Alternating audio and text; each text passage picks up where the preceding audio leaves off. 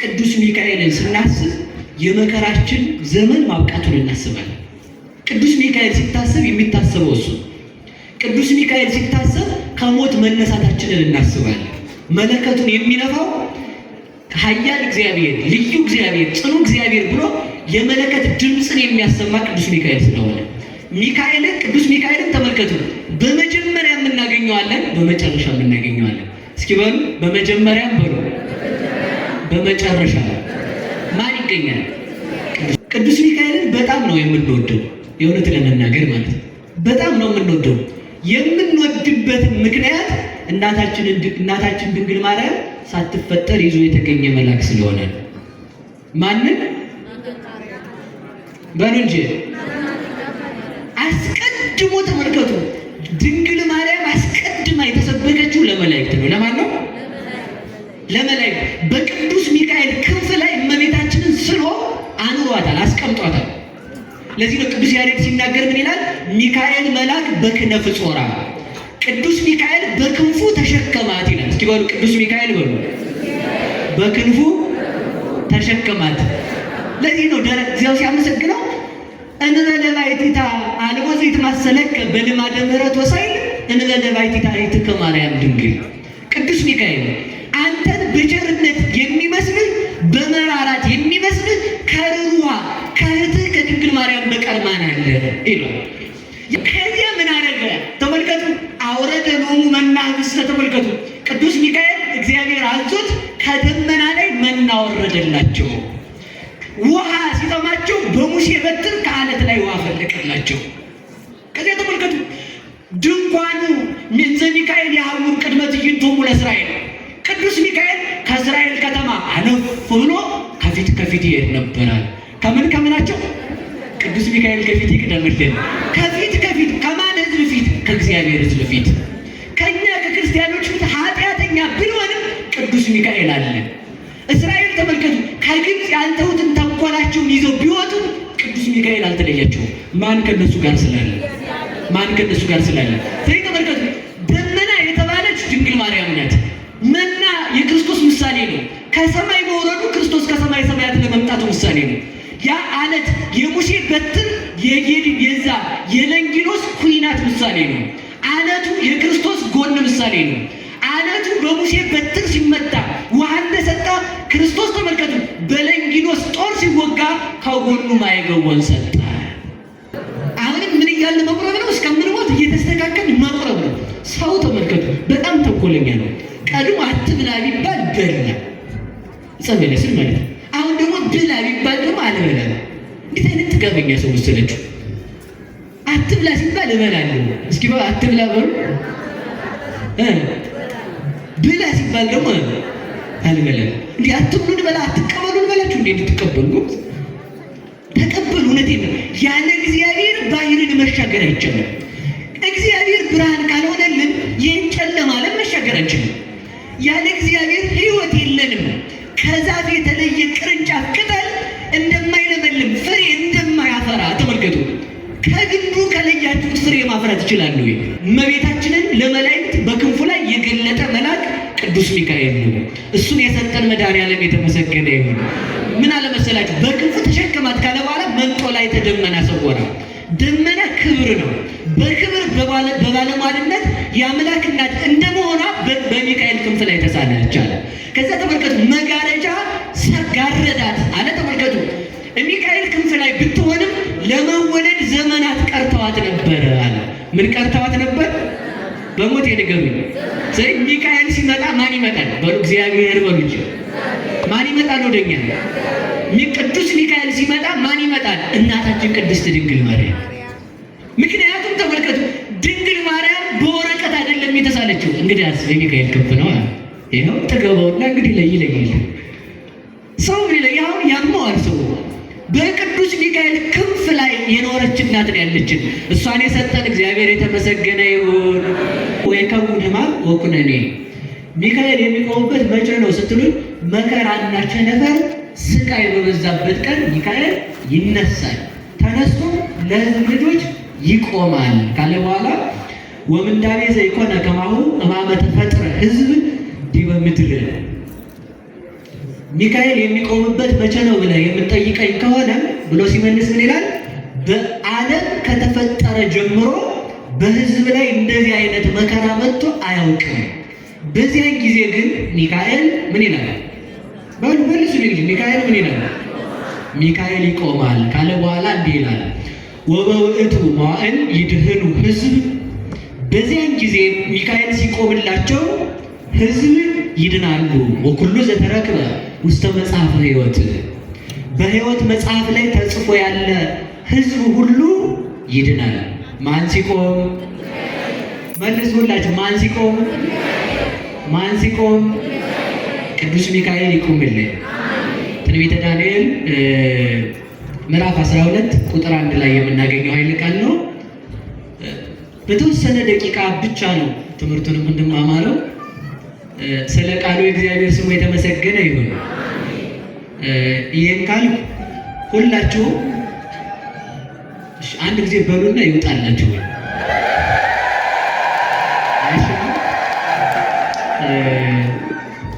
እሺ አሁን ይበቃናል ማለት ነው። አሁን እንግዲህ ስሙ።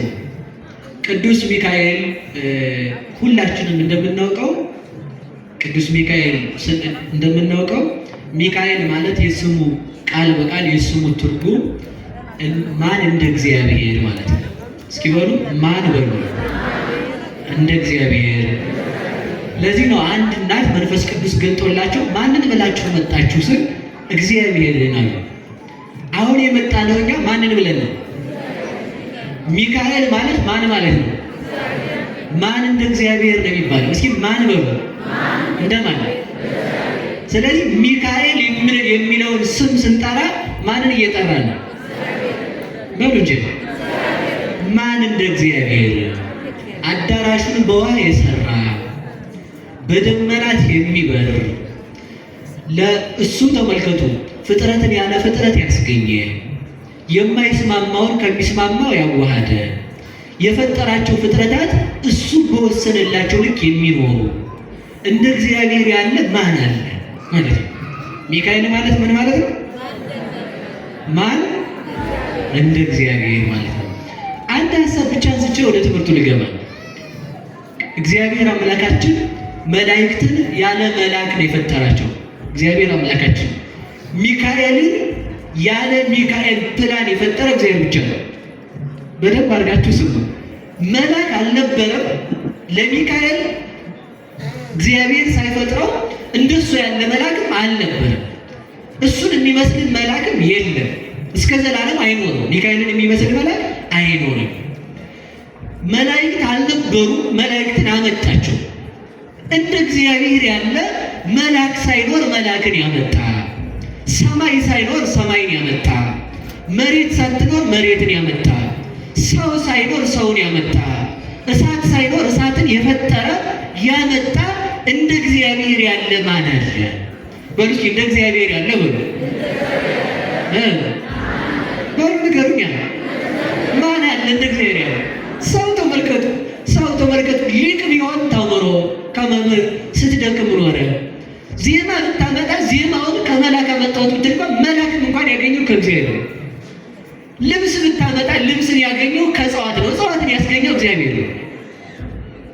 ሌላው ቀርቶ ተመልከቱ፣ ሰው ሶላርን ሰራው ቢል እንኳን ሶላር የተኮረጀው ከጨረቃ ነው። ጨረቃን የፈጠራት እግዚአብሔር ነው። ያም ባይሆን አሁን ሞባይል ሰራን፣ ፎቅ አመጠቅን፣ ፎቅ ከፍ አደረግን፣ ኒውክሊየር ምናምን አለ፣ ሳተላይት አመጠቅን ብትል የፈለገ ነገር ብትሰኩር ያመጣው እግዚአብሔር ከሰራው ነገር ላይ ለቃቅምህ ነው። ከየት ነው የመጣው? በሞት ነገር ነው። እስኪ አሁን ሰው የራሱ የሆነ ምን ሊያመጣ ይችላል? ምንም ነገር የለው።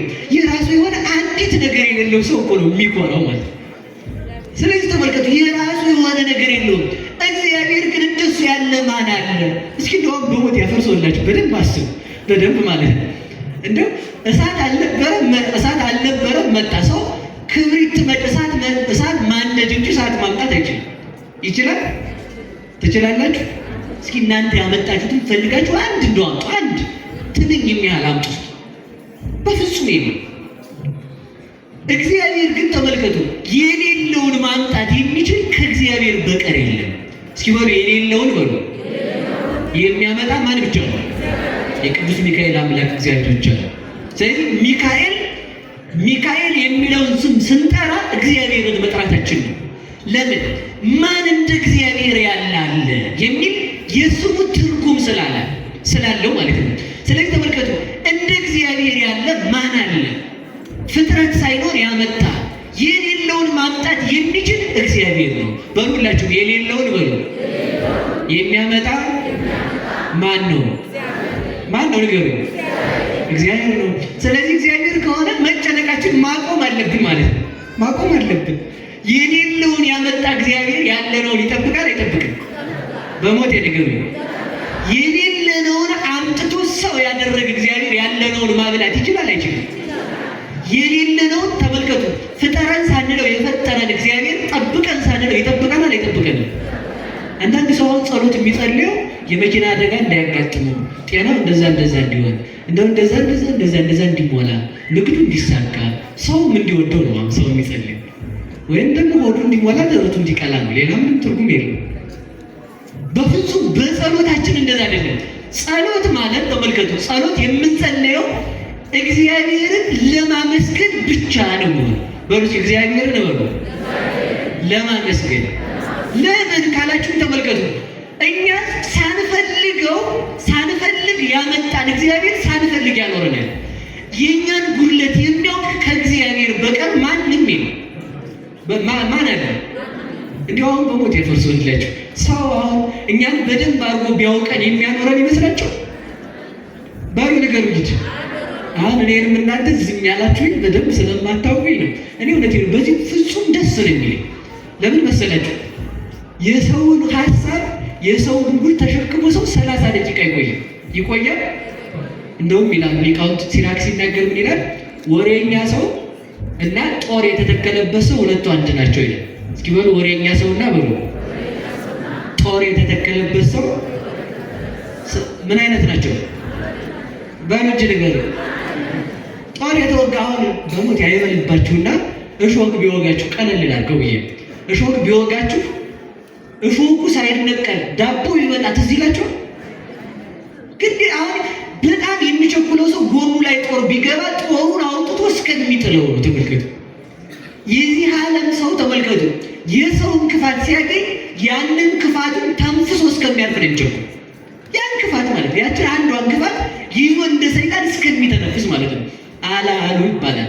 ንጉሱ መላጣ ሆኖ ለማንም እንዳትናገር ቢሉት ፈርቶ ጉድጓድ ውስጥ ገብቶ እዛ ውስጥ ሆኖ ንጉስ መላጣ ናቸው አላሉ። የሚተነፍስበት አቶ ማለት ነው። አሁን ሰው ወሬኛ የሆነው ለምን ይመስላችኋል? ቲክቶክን የሚወደው ምናምን እንደዚህ መጽሐፍ አሁን እነዚህ ነገሮች በሰው ላይ በጣም የሰፈሩበት ለምን ይመስላችኋል?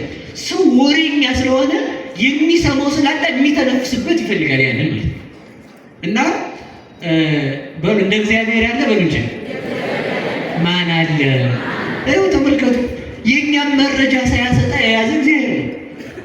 ኃጢአታችንን ግልጥ ቢያደርገው ማለት ነው እንኳንስ አደባባይ መውጣት ተመልከቱ፣ ባለንበት ላይ ተቀብረን ብንኖር ይሻላል ነበር። እንደ እግዚአብሔር ያለ ገመና ሽፋይ ማን አለ? ይላችሁ ሰው ተመልከቱ፣ ገመናችንን ቢሸፍንልን እንኳን ወዳጅ ሳለን ነው። አሁን ይላሉ ሰዎች እንዳላወጣው ይባላል።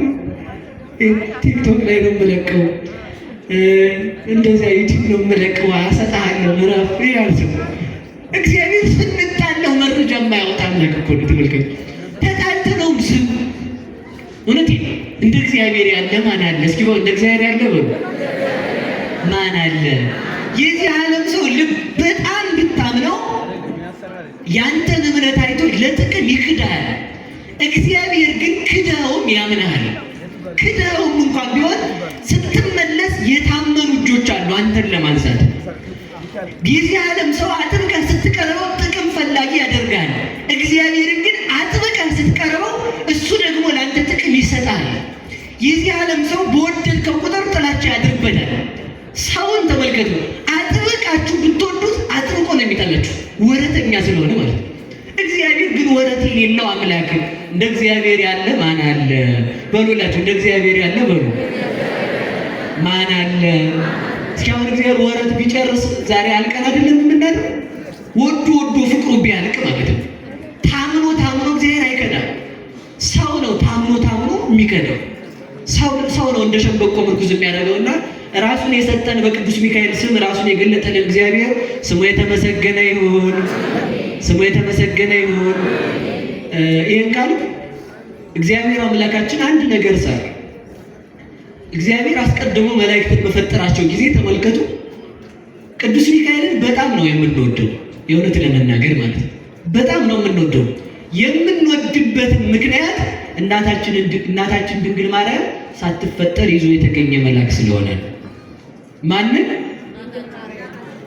በሉ እንጂ አስቀድሞ ተመልከቱ፣ ድንግል ማርያም አስቀድማ የተሰበከችው ለመላእክት ነው። ለማን ነው?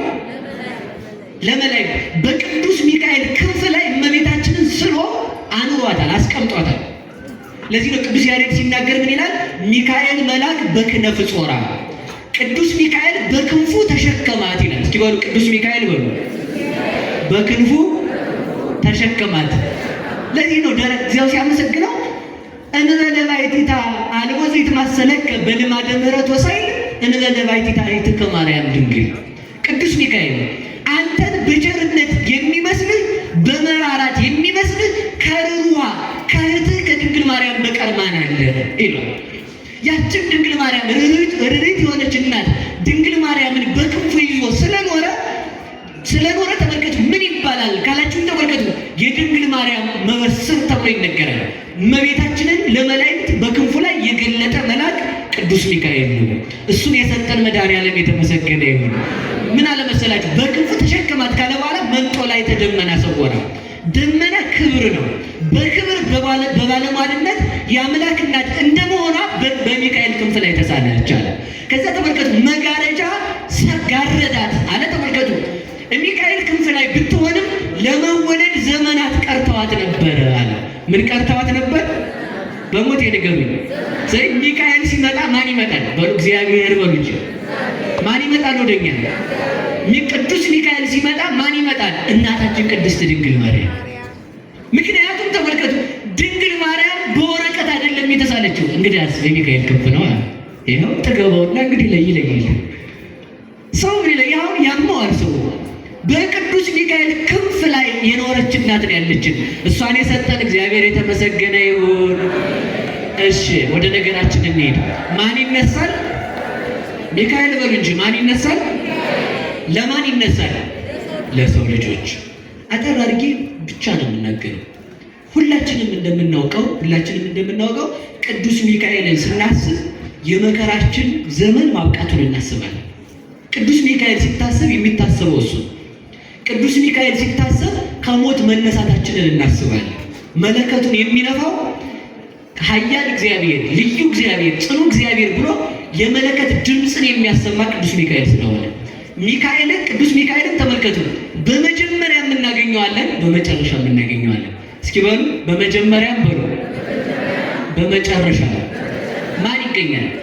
ቅዱስ ሚካኤል ይገኛል። ከሁላችን ጋር ይሁንልን። ስለዚህ ሁላችንም እንደምናውቀው እስራኤል በደንብ ስሙ። ታሪካችን ብቻ ልንገራችሁ። እስራኤል ተማርከው ግብፅ ከወረዱ በኋላ ከግብፅ እስራኤልን እየመራ ይዞ የወጣ መልአክ ማን ነው? ንገሩኝ እንጂ። በበረሃ ሳሉ መና ያወርድላቸው የነበረ መልአክ ማን ነው? በሉ እንጂ።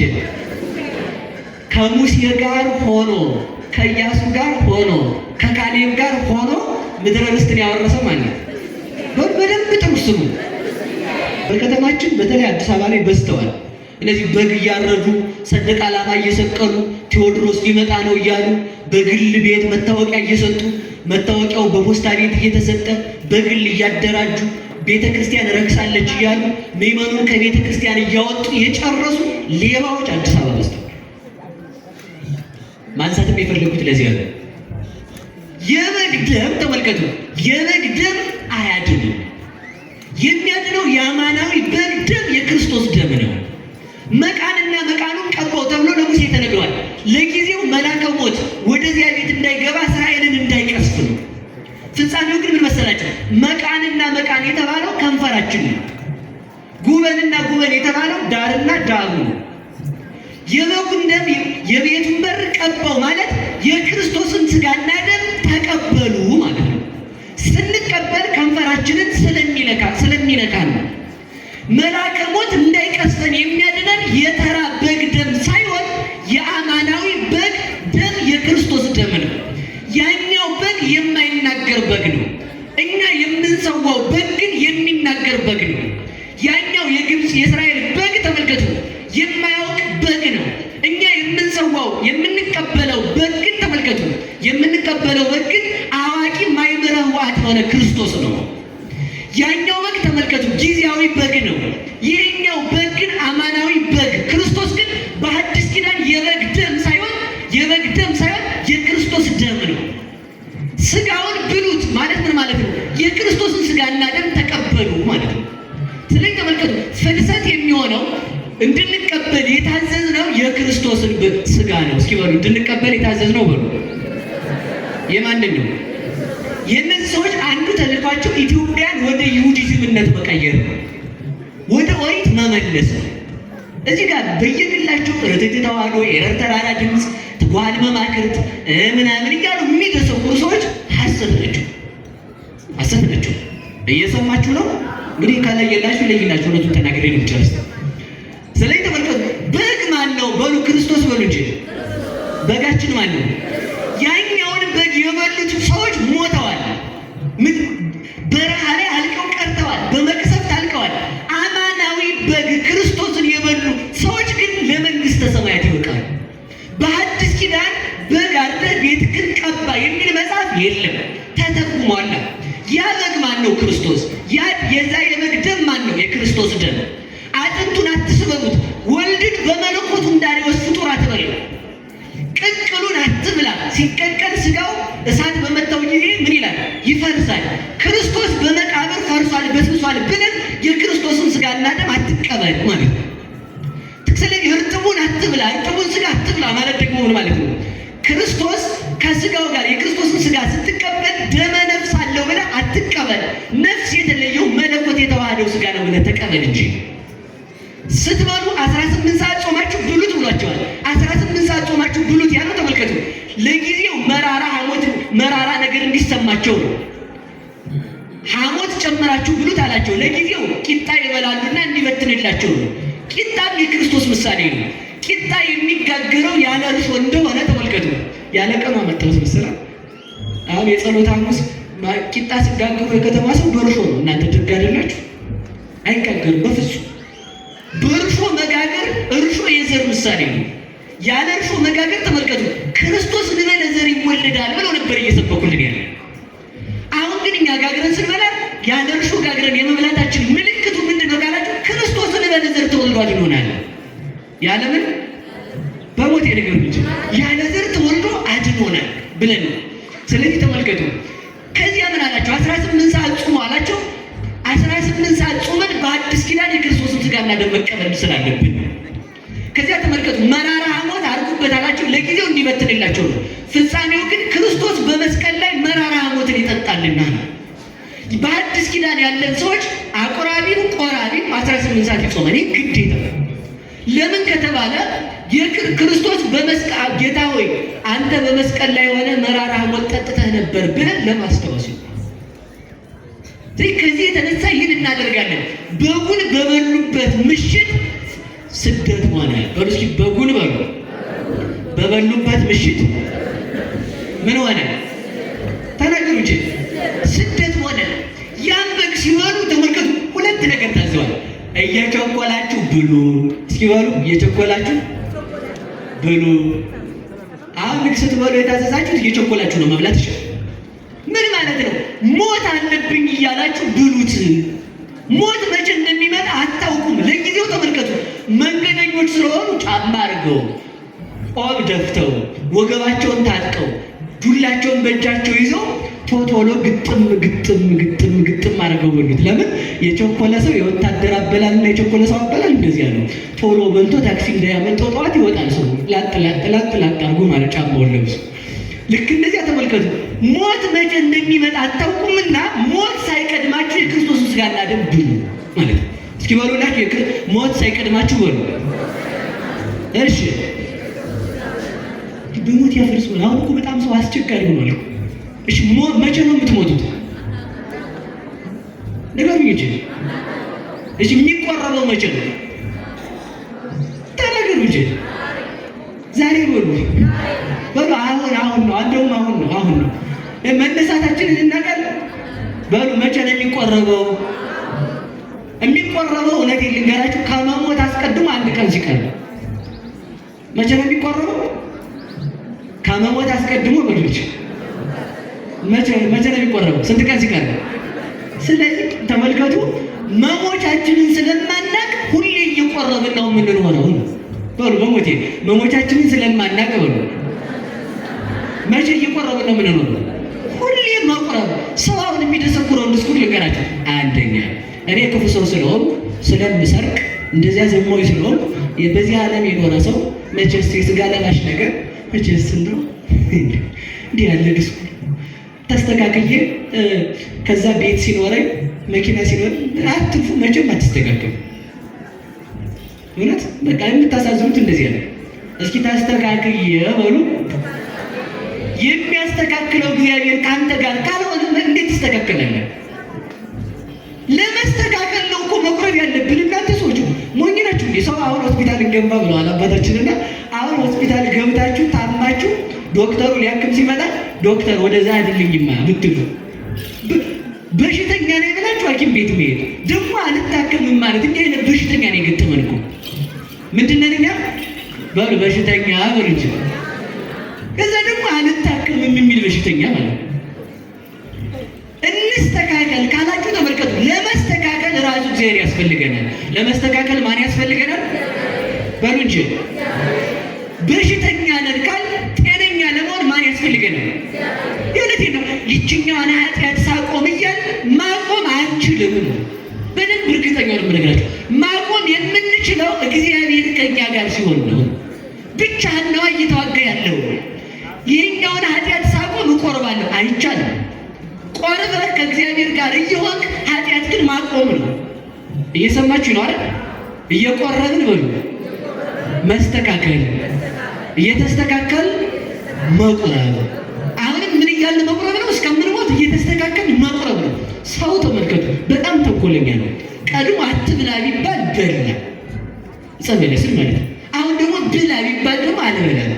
እንዴት አይነት ጥጋበኛ ሰው መሰለችሁ! አትብላ ሲባል እበላለሁ። እስኪ አትብላ በሉ።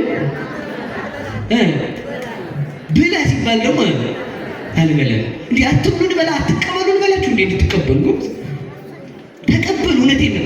ያለ እግዚአብሔር ባህርን መሻገር አይቻልም። እግዚአብሔር ብርሃን ካልሆነልን ይህን ጨለማ ዓለም መሻገር አንችልም።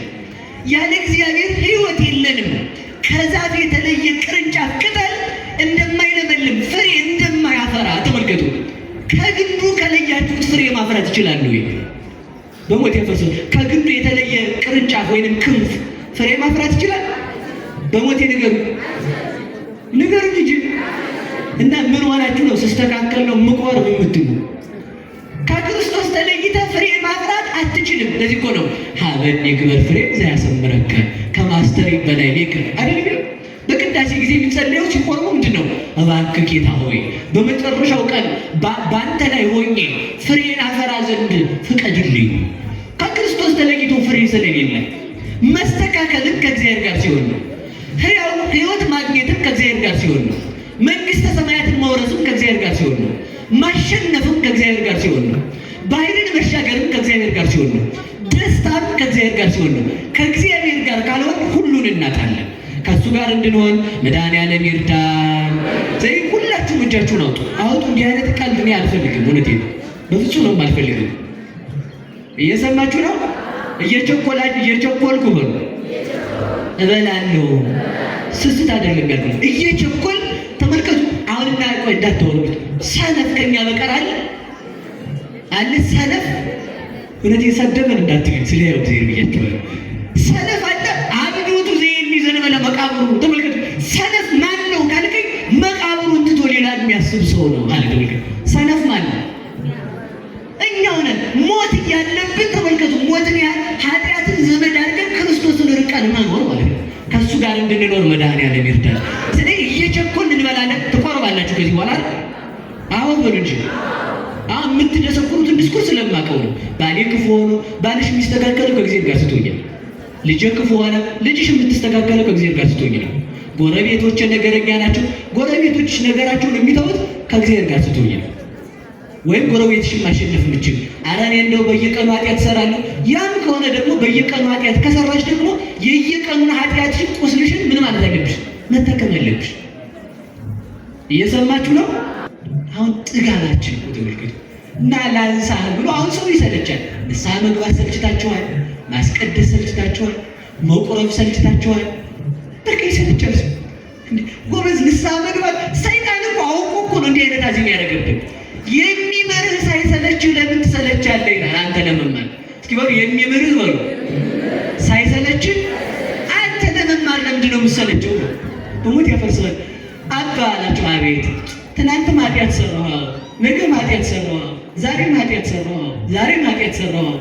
ሰልችቶኛል፣ ንስሐ አልገባም ቻዋል ሲል ምን አሉት መሰላችሁ?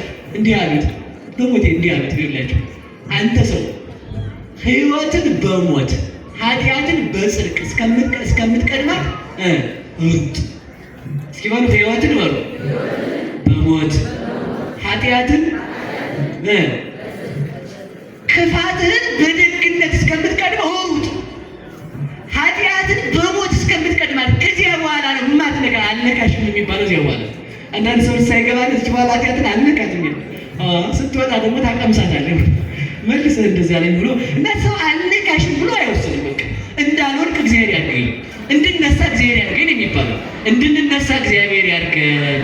ስለዚህ የሚምረን ይሰለቻል። በሉ ንገሩኝ፣ በሉ ንገሩኝ። እንደ እግዚአብሔር ያለ ማን አለ? ቢምር የማይሰለች ቅዱስ ሚካኤል። ቢምረን የማይሰለች አምላክ ካለን ለመማር መሰልቸት የለብንም። ይህንን አይነት ሀሳብ የሚያመጣ ህሊናችንን እግዚአብሔር ያረቅልን።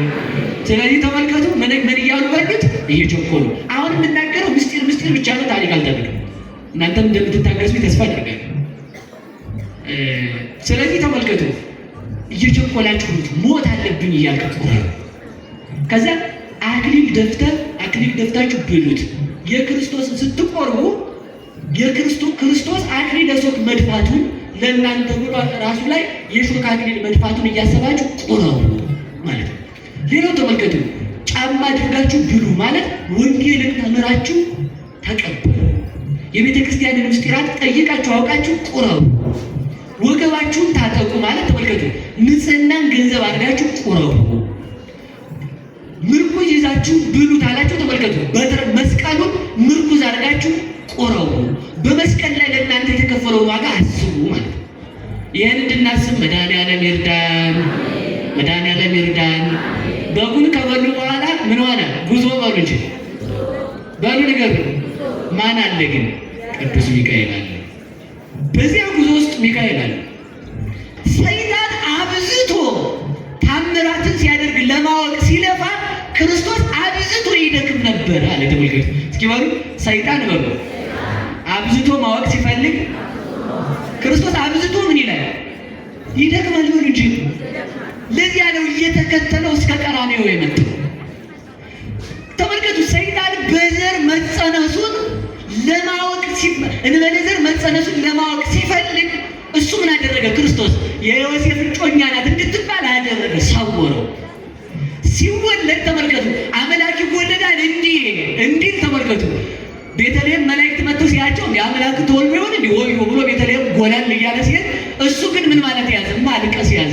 አሃ አምላክ ቢሆንማ አያለቅስም ብሎ አሰበ። እንደገና ተመልከቱ ይችን አሰበ እሱ። ተመልከቱ ቤተልሔም ሰይጣን ሲሄድ ተመልከቱ እመቤታችን ቅጠል አልብሳው ሲያገኝ እሱ እኔን ከሳት የፈጠረ እሱ ልብስ ያስፈልገዋል? አያስፈልገውም እኮ ስለዚህ ሰው ቢሆን ነው ብሎ ትቶት ሄደ ማለት ተመልከቱ።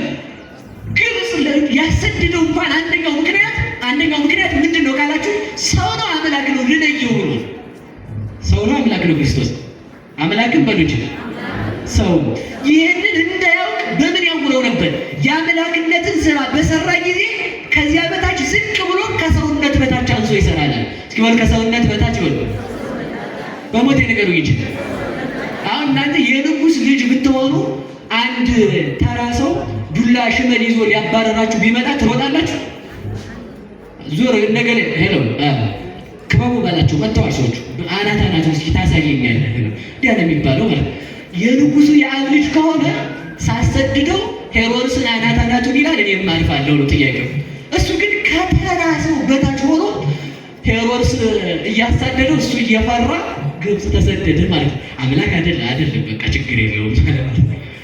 በቃ አብዝቶ ድካምን እየሰራ ሰይጣን እያቀርበው ነበረ። ምንን እየሰራ ነገሩኝ እንጂ እንጀራ ሲያበረክት ሲያየው አምላክ ሲመስለው፣ ሲርበው ሲያየው ሰው ይመስላል።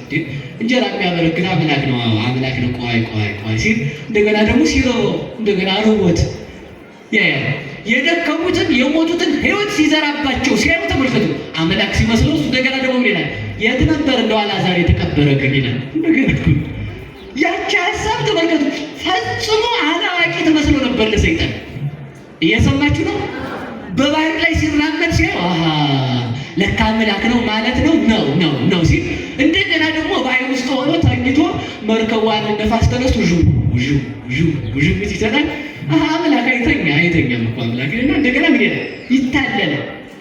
የክርስቶስን አምላክነት እስካለማወቅ ደርሶ ዲያብሎስ እስከ ቀራንዮ ክርስቶስን ተከተለው ይላል። እስከ የት? በሞቴ ነገር ፈርዖን ተመልከቱ፣ ሙሴን እስከ የት ተከተለው? እስከ ኤርትራ በሉ። እስከ ማን ነው በሉ እንጂ ራሱን የሰጠን መድኃኒዓለም የተመሰገነ ይሁን። ፈርዖን ተመልከቱ፣ ሰውን ሕፃናቱን ባሰጠመበት ሰጠመ በሉ። ፈርዖን በሉ ባሰጠመበት በሉ እንጂ ምን አለ? ሳጥናኤል የሰው ልጆችን በሚያሰጥምበት በገሃነም በክርስቶስ ሞት ሰጠመ። ከነሰራዊቱ በክርስቶስ ሞት አሰጠመልን። ኤርትራ ባህር ለመከፈል የሙሴ በትር አለች። ክርስቶስም የዓለምን በደል ኃጢአት፣ የዓለምን ፍዳ ኃጢአት ለመክፈል በመስቀል ላይ ቆሞ ነበረ። ተመልከቱ፣ በዚያ ሰይጣን ባላሰበው ሰይጣን አሸነፈው። ስለዚህ ተመልከቱ፣ ያ መስቀል የሙሴ በትር ኤርትራን የከፈለበት በትሩ ክርስቶስ የተሰቀለበት መስቀል ነው። በዚያ በመስቀል ባሕረ እሳት ተከፈለልን። መስቀሉን የሰጠን አምላክ የተመሰገነ ይሁንልን። ስለዚህ ተመልከቱ፣ ወደ ነገር ልመልሳችሁ። አጠር ማድረገው ከዚህ በኋላ ኤርትራን ተሻግረው በድንኳን አደሩ። ኤርትራን ተሻግረው በሞት ያፈርሱ። ኤርትራን ተሻግረው ቤት አደሩ።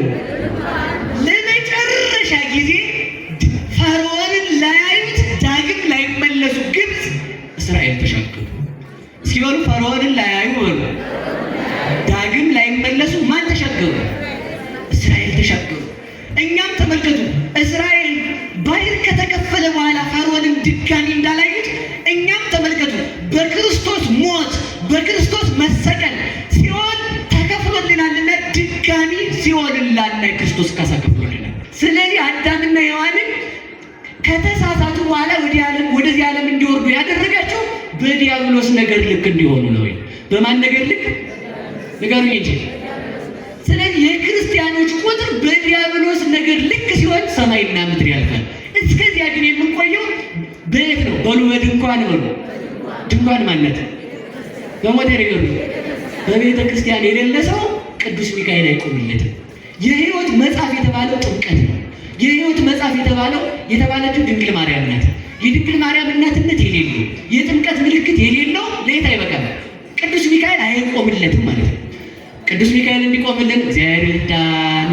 ዘመኑ ስለተመኑ በሕይወት መጽሐፍ የተጻፈ በልበ ሥላሴ የተጻፈ ማለት ልጅ ብለው ሥላሴ የሚጠሩት ከጥምቀት የወለዱት ማለት ነው።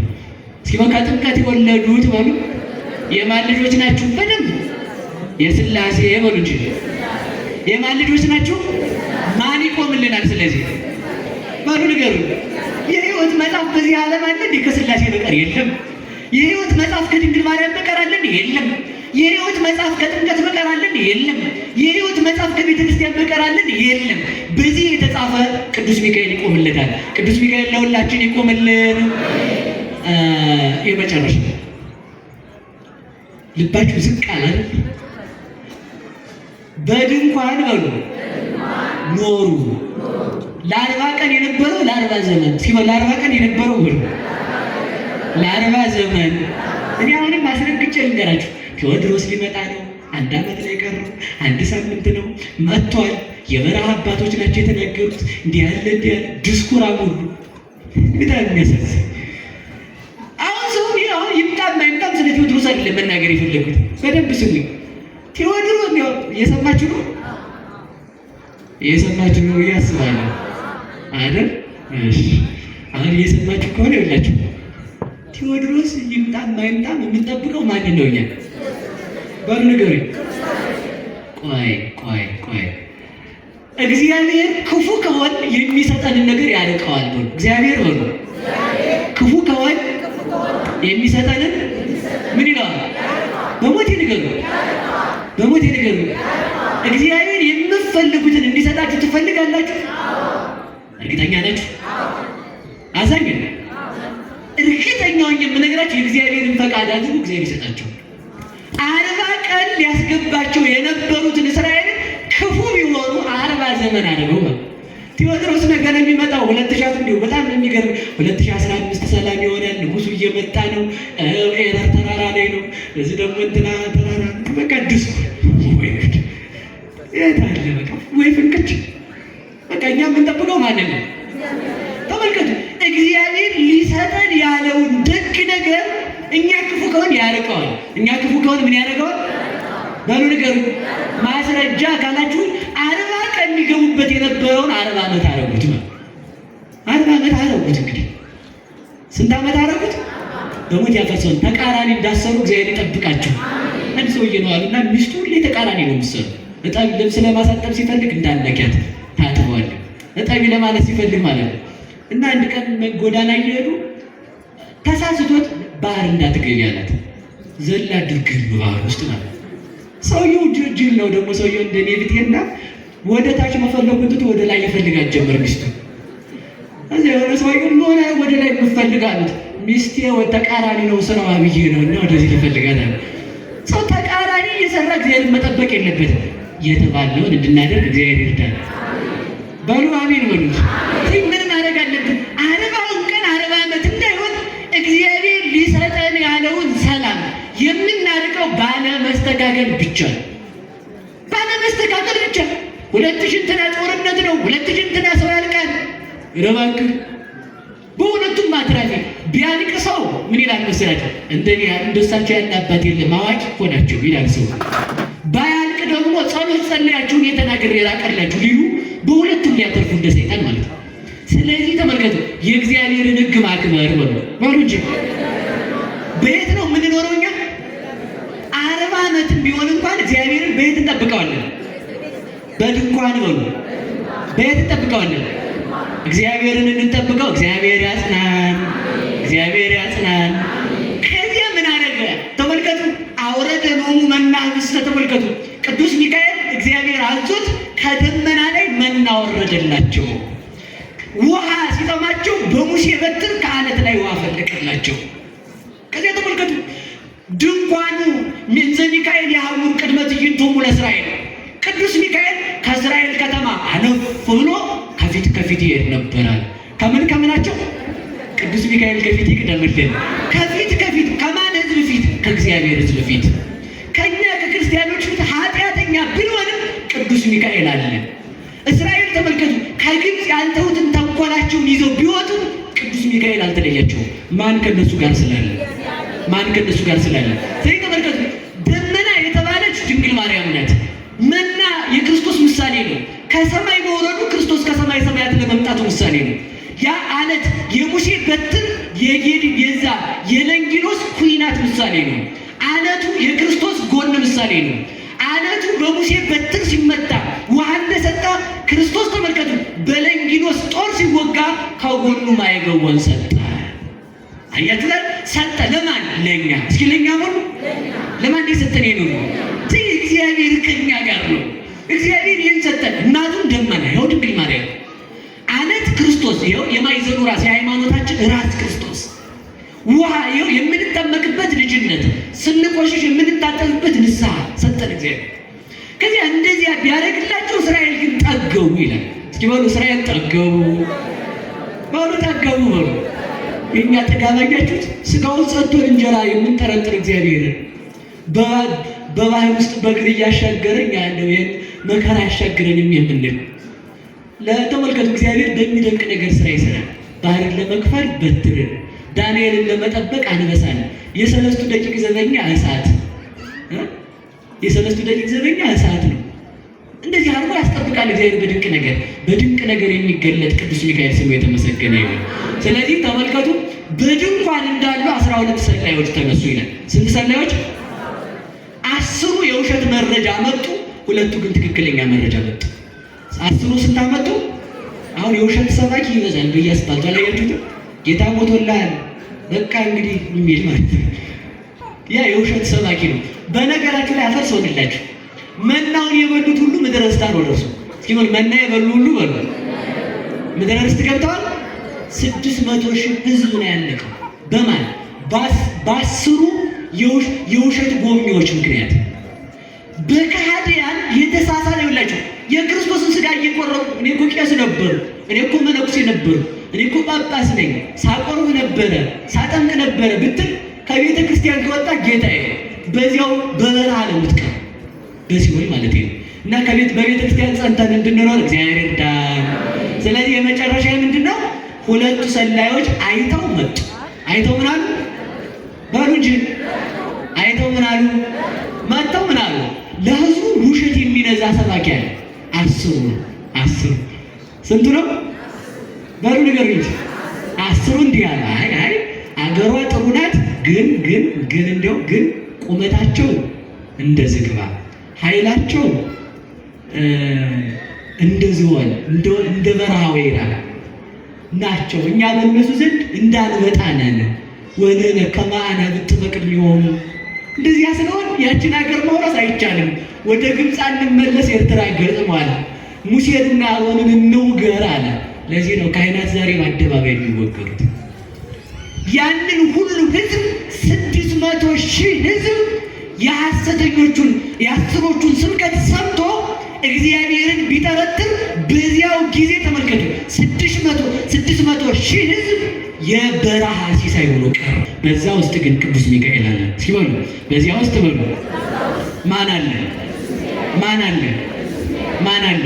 ስለዚህ ሁላችሁ አልቅቶላችኋል፣ ጉዳችሁ ፈልቷል፣ ዘንድሮ ፎዩላችኋል። የማይነቀዝ እህል ካምኑ፣ በርበሬን ማስፈጩ፣ ወይራም ማምጡ፣ ክትክታም አምጡ ለመብራታችሁ የሚሉ ሌባ ሰላዮች ከልቡናችን እንዲወጡ መድኃኒዓለም ይርዳል። ውሸታሞች ናቸው። በቃ በእግዚአብሔር በሉላችሁ ሁሉን እንችላለን። ሚካኤል በሉ ይቆማል። ይቆማል ማለት ለምን ምን አስፈልገ? የተቀመጠ ሰው ስራ ጨርሷል። ሚካኤል ግን ይቆማል መባሉ ምንድን ነው? በስልጣን ሊያማልደን ሊፈርድልን ብሶታችንን ላይ ቅዱስ ሚካኤል ይቆማል። በምን? በስልጣን። እስኪ በሉ በስልጣን በሉ። በስልጣን በሉ እንጂ በማን ስልጣን? በእግዚአብሔር ስልጣን። ማን ከኛ ጋር አለ? ማን ከኛ ጋር አለ? ቅዱስ ሚካኤል አለ። ስለዚህ ተመልከቱ ምድረ ርስትን እንድንወርስ የረዳን ሚካኤል በዚህ ዓለም የሚመጣውን መከራ አልፈን መንግስተ ሰማያት እስከምንገባ አይለየንም። እስኪ በሉ አይለየንም በሉ። አይለየንም በሉ እንጂ የሚያስነሳን በእግዚአብሔር ስልጣን ማን ነው? ቅዱስ ሚካኤል በሉ እንጂ። መለከቱን የሚነፋው ማን ነው? ስለዚህ ቅዱስ ሚካኤል ምድረ ርስትንም ይህችን ቤተክርስቲያንንም አወረሰ። መንግስተ ሰማያትንም ስንወርስ ማን አለ? በሉ እንጂ። ባህር ሲከፈል ማን አለ? አና ጥሩት በሞቴ። ስንወለድ ማን አለ? ባህር የተባለ ጥምቀት ነው። ልጅ ሲወለድ እትብት የሚቆርጡ ልብስ የሚያለብሱ ልጁን የሚጠቀልሉ ሰዎች አሉ። እኛ ክርስትና ስንነሳ እትብታችንን የሚቆርጡ ከዓለም የሚለዩን ካህናት አሉ። በልብስ የሚጠቀልሉን ካህናት አሉ። በልጅነት የሚያጥቡን ካህናት አሉ። በጥምቀት የሚያበሉን ተመልከቱ። የሚያበሉን ማን አሉ? ካህናት። የማንን ስጋ? የክርስቶስን። የሚያጠጡን ማን አሉ? ካህናት። የማንን ደም? የክርስቶስን። የሚመሩን የሚመክሩን ማን አሉ? ካህናት። አያት የማን ልጆች ነን? በሉ ንገሩ። በየት እንኖራለን? በድንኳን በሉ። በሉ በድንኳን በሉ። በየት ትኖሩ? ድንኳን ማናት? ድንኳን ማናት? ከቤተ ክርስቲያን የወጣ ለማን አይበቃም? ለመንግስተ ሰማያት ነው የምትሉት። ለማን አይበቃም? ስለዚህ በቤተ ክርስቲያን እንኑር አንኑር? እጃችሁን አውጡ። አንድ ጊዜ ከፍ አድርጋችሁ ፈርዖን ቢኖርም በሉ እንጂ እባቡ ቢነሳም ጠላት ቢመጣም ከየት አንወጣም? ከየት አንወጣም? ከየት አንወጣም? ያው እንግዲህ ዘመንን እየቀያየረ ሌላ ፈረስ እየጋለበ ሳጥናኤል ይመጣል። እሱ ቢመጣም እኛ ከየት አንወጣም? ከቤተ ክርስቲያን አንወጣም። ልብስ ያለበሰችን ቤተ ክርስቲያን ናት። ከእግዚአብሔር ጋር እንዲያደረገችን ቤተ ክርስቲያን ናት። እዚህች ስንቀመጥ ለመንግስተ ሰማያት መካከል ሆን ማለት ነው። ለየት መካከል ሆን በሉ እንጂ ቤተ ክርስቲያን እስከ መቼ ትቀጥላለች ካልከኝ የሰው ልጅ በዲያብሎስ ነገር ልክ እስከሚሆን መውለዷን አታቆምም። ሳጥናኤል ቢነሳም ባይነሳም፣ ፈርዖን ቢመጣም ባይመጣም፣ ሙሴ አለ፣ ኢያሱ አለ፣ ካሌብ አለ፣ ቅዱስ ሚካኤል አለ። እነዚህን የሰጠን መድኃኔዓለም ስሙ የተመሰገነ ይሁን። ያስተማረን የገሰጸን አምላካችን ስሙ የተመሰገነ